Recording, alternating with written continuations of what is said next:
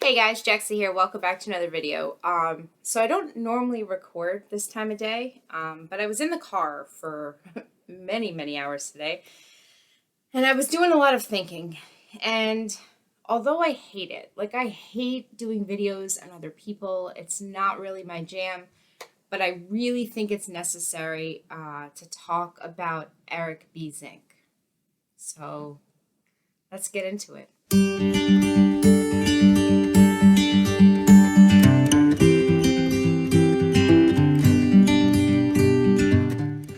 Okay, so a couple things first. First off, I don't know that anybody's going to like this video. I think that I'm going to probably upset people on all sides, and I recognize that. And that's why I wasn't going to talk about this. But I think it needs to be discussed, and I'm going to try to do it as tactfully as possible. Look, those of you who know me know this. I am not a hater. I don't hate on anybody. I've done videos sometimes where I've been critical about people or things, but it's been because I felt it was necessary or there was like a good conversation to have. But I'm not someone who like comes at people. So this is a little uncomfortable for me to do because I'm going to be more critical than normal, but I'm also going to be a little bit more understanding than maybe the situation calls for. So before you comment based on my title, just hear me out, okay?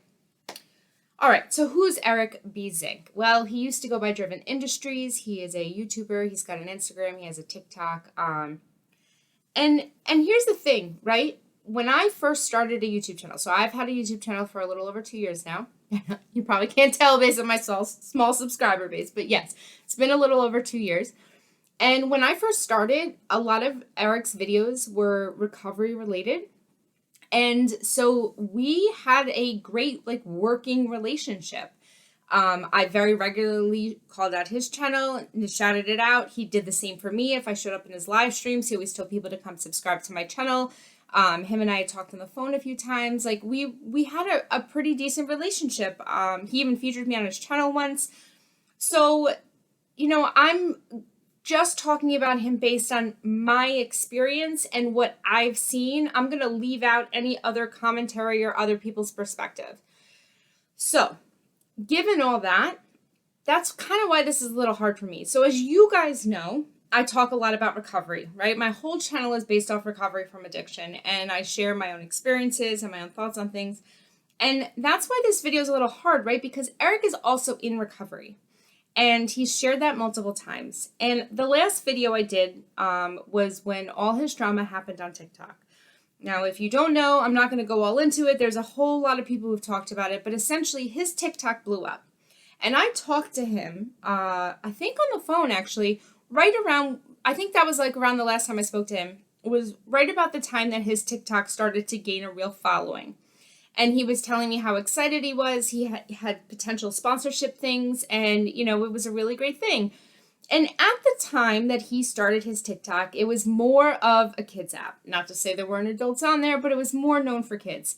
Not the way it is today. Today, there's a lot more older people on TikTok. It's become a much more widely used social media tool. So, but when he started his channel, when he was doing stuff on Twitter and when he started TikTok, one of the things that he did was he put out his phone number because he believed at the time that the suicide hotline put you on hold for too long. And because he had a small audience, he could answer calls when they came through. And I thought that was a very noble thing, though I did mention to him at the time, like, don't you see this becoming problematic? Because as you get bigger, how are you possibly going to keep up with these calls and answer in a quicker time than the suicide hotline? And, you know, he said that he wasn't really worried and, you know, he'd address that as it comes, or he had plans for that, or whatever it was his response was. So, you know, that's like a separate thing. But you could kind of see who he was then versus where he's at now, that he almost seems like a different person. Now, he does share often on his channel about the different medications he takes. And I know, look, and let me just say this. This is all like my opinions, I'm not accusing people of anything. I'm not going to go into like making accusations. I'm just sharing what I'm seeing. I know there was a period of time where he would share often that he was short on his medications, and like, look, we're addicts. That happens, like no judgment there. I've seen it happen 100 times. Like, we're addicts. Sometimes we just take 2 instead of taking 1, right? Like, it's just part of who we are. I get it. I no judgment.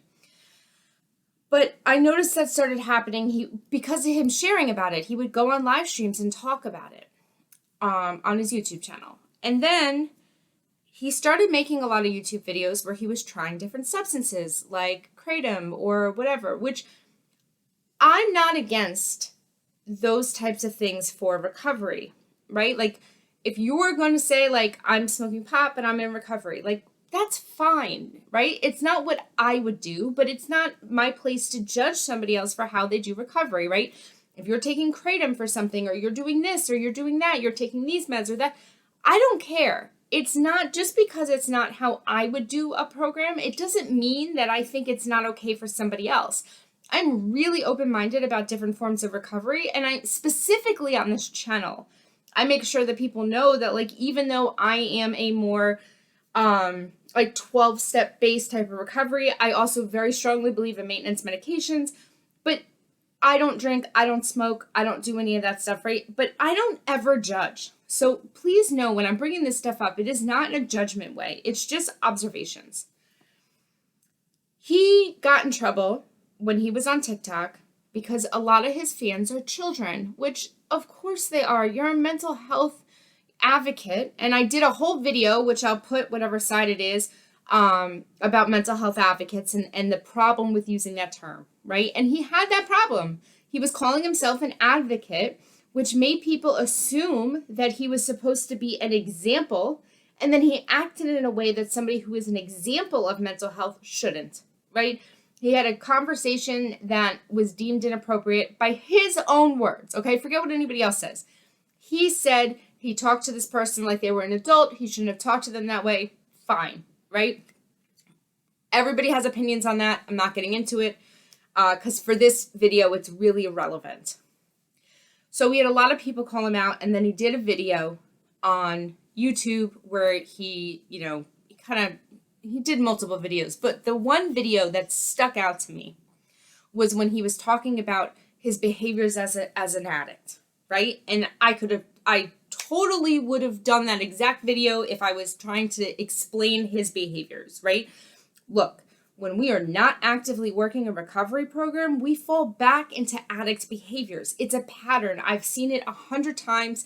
Anybody who's in recovery can tell you that that's generally what happens, right? If you were not working the recovery program that works best for you, over time, you start slipping back into bad behaviors. Now, whether you're using or not is irrelevant at that point, right? Sometimes we can go back into that feeling, right? Like we're trying to fill a void.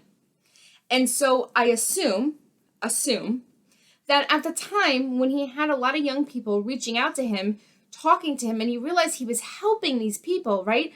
It fills a void. It makes you feel good, right? It does something that's like, I'm helping people. It's like a high, right? It's like anything else, right? Like we have to watch, like you do a YouTube video and it gets a whole bunch of views. It's a high. It feels good. I don't know what that feels like. I don't have any videos like that, but that's okay. But it is. When we know we've done something good, when we've helped somebody, it's a high, and that can get addicting. And I think that's what started to happen, right? He was getting addicted to the social media, because he did very well on TikTok, which feels good. It fills that void. It makes you want to do more and do more and do more, right? And it can cause us to make bad decisions, okay? So, why am I making this video now? I know we're a long way in, but why am I talking about this now? Well, I watched a live stream of his last night. Not all of it. I had to stop. It was very hard to watch.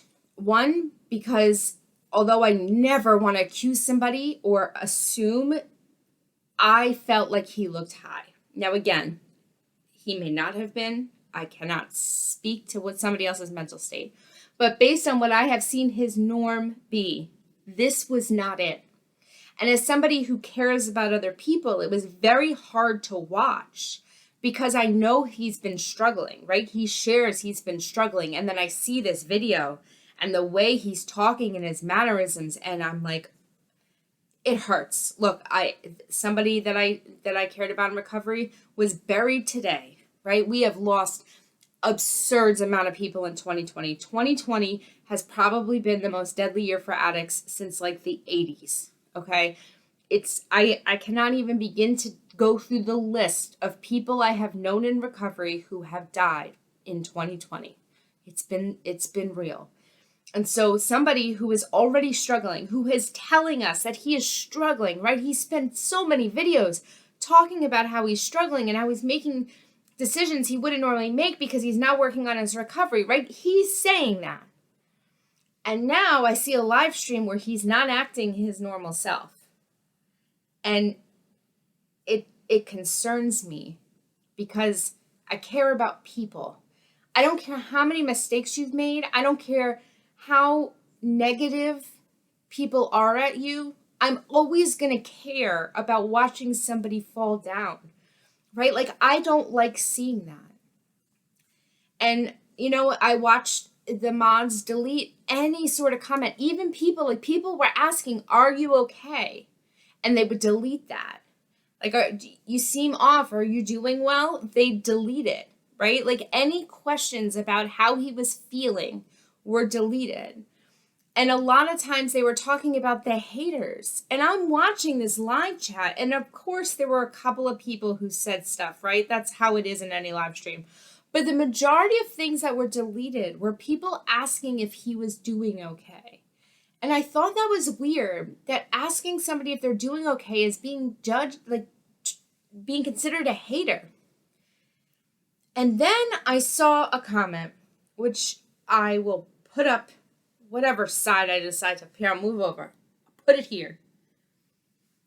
That was completely racist. And he looked at it and he laughed and said, "Oh, I can't believe you went there. Ha ha ha." And then he moved right along. And nobody deleted that comment. And I'm thinking, wait a second. We're going to start deleting comments of people who are asking how he is. But we're allowing racist comments? And nobody in the chat was like, hey, don't say racist stuff. And I don't even realize it was almost like he was absent from his own live stream. And most of the people who were in that live stream, besides maybe his mods, because I don't know who they are, were children. How do I deal with this in my school? How do I tell my parents this, right? These are the questions. And so the reason, like the core of why I thought I needed to talk about this is because he's still being an example of mental health to people. But it's very clear to anybody watching that his own mental health is in trouble. And yet we have children watching him. And I don't have any answers. I don't know what to do. And like, here's the thing, he's talking about cancel culture and he's making jokes about canceling Rice Krispie treats and whatever else, whatever. Look, cancel culture, I have weird perspective on it. I think, sometimes we're too harsh on people, right? We come at people with force and it can be really jarring for them. It can be hard to deal with, right? And how can we ask a person to do any sort of self-reflection if they're being hit with hate all the time, right? But on the other side of that is cancel culture is society's way, your community's way of saying, wake up, something is happening and you need to pay attention, right? Like in recovery, I surround myself with people who tell me things that I may not want to hear.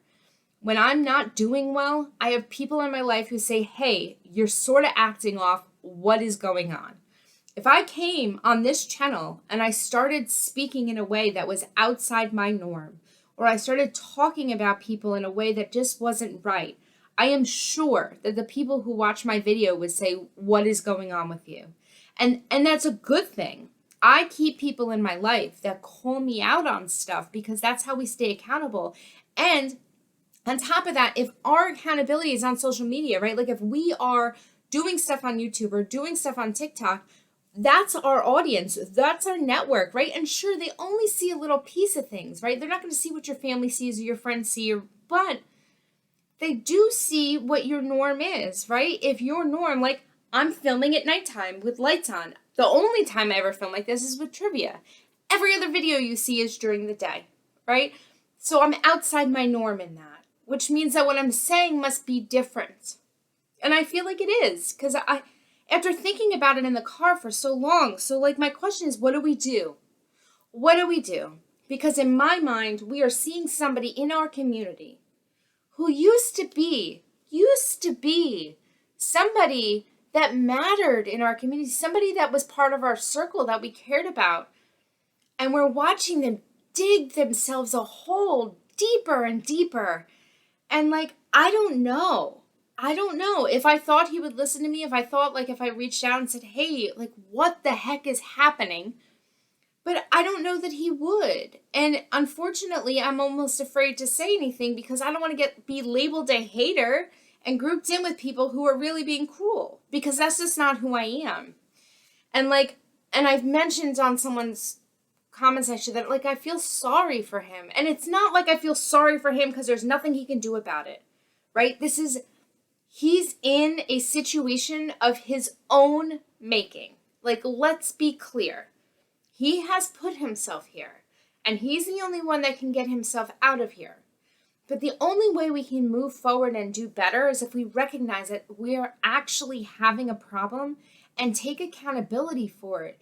And like when he did that video in his car, when he's like, I'm an addict and I'm not doing my recovery program the way I should and I'm acting a fool. For me, a lot of people were like, nope, don't care. That's not good enough. For me, I was like, yes, that is the first step, because a lot of times for us, that's what it takes. It takes for us to recognize that we're not doing something we're supposed to be doing and, we're making bad choices. Like, that's huge, right? That's a big step for us as addicts, right? Like, we need to recognize, like, I am falling downhill fast.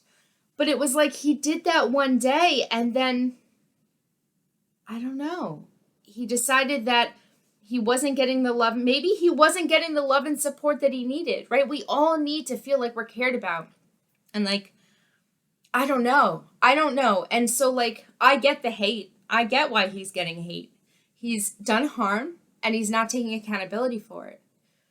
But I also don't want to see somebody be like, look, he's digging himself deep enough. We don't need to help him, right?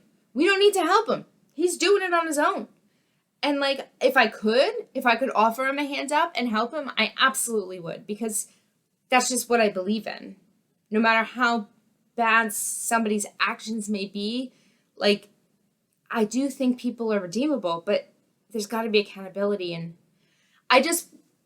after seeing so many people die, after watching so many people I care about in recovery fall farther and farther down, as I said, he was like 20 something. He just celebrated his baby's 1 year, birthday, and he's dead.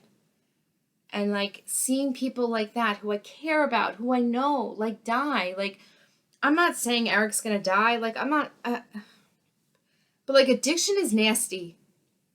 And he had a couple years, maybe. I don't know what he has now. I don't know what he considers himself, but I don't know. I don't know how to help. And I guess at this point I'm just rambling. But the fact is this. I cannot watch live streams of people like that. I cannot watch people continue to dig themselves into a hole. And you're going to keep getting hate if you don't take accountability and try to do better, right? That's what we have to do in recovery. No matter what, we need to take accountability and we need to try our best to do better. But we can't do that if we don't acknowledge what we're doing wrong. And pretending that everything's a joke, put everything on dark humor, ha ha ha, is not the way to do it. And like, look, he's grown his platforms and he can continue to do so. But that's only going to happen if he makes a change. So, all right, lay it on me. Tell me what you think. I mean, do you think I'm wrong? I'm trying. I have a feeling that this video may anger his haters and anger his fans. I don't know. I'm just trying to, use my own experience in recovery to like tell you what I'm seeing. So let me know. Leave a comment. Tell me what you think. You know, do this though, please. Be respectful. Even if you're like a hater and you want to rail on somebody, please try to be as constructive in the way you speak as possible. I don't really like hate in any sort of way. And I don't want my comment section to turn into like some sort of brawl of hate. Like, let's not do that, please. But let me know what you think.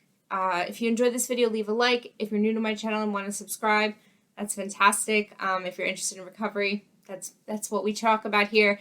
And every Wednesday night, we do trivia. So, yeah, this was heavy. Let me know. Good night, everyone.